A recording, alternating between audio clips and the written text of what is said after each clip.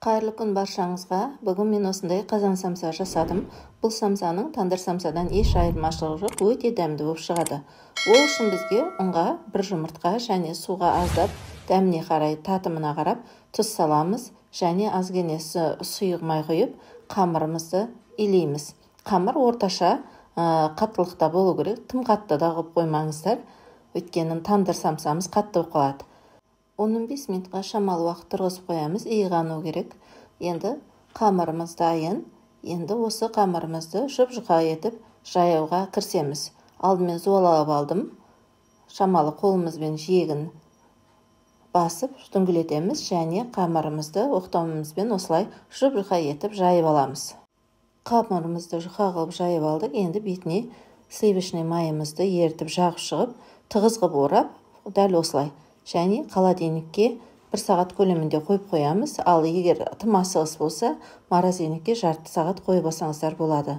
Сосын біз еттерімізді осындай кусок-кусок қылып тураймыз және қойдың құйрық майынан араластырамыз дәмді шығу үшін.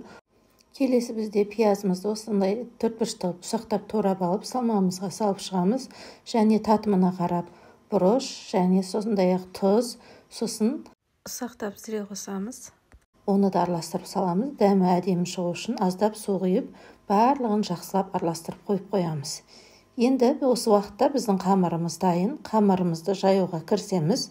Осылай бөліктерге бөліп алдым, шамалап, және оны зуалалап осылай жайып шықтық.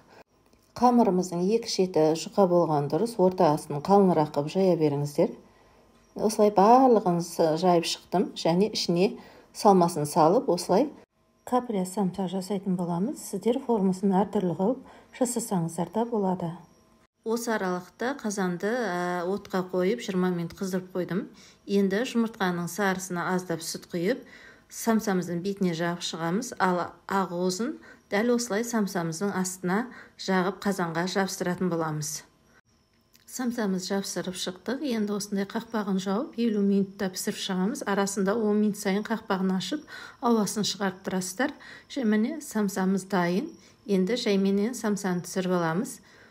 Самсамыз дайын болды. Кәдімгі тандыр самсадан еш айырмашылығы жоқ. Достар, егер рецепт ұнап жатса, сіздер де жасап көріңіздер. Арнама тіркеліп, лүпіл басуды ұмытпаңыздар. Ас болсын баршаңызға. Сіздермен бірге болған мен Айнагүл. Келесі видеода кездескенше амандықта жүздесейік.